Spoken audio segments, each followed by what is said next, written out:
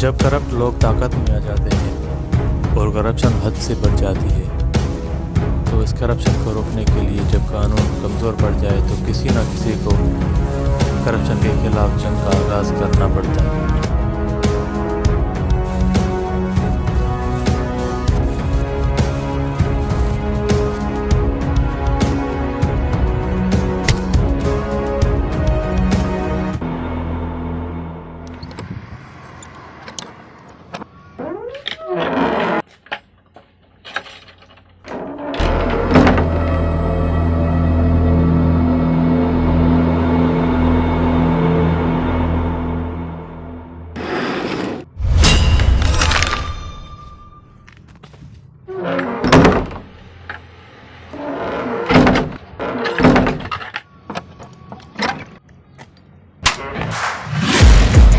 Taking shots at the enemy, I'm gonna make it to the top, leave a legacy.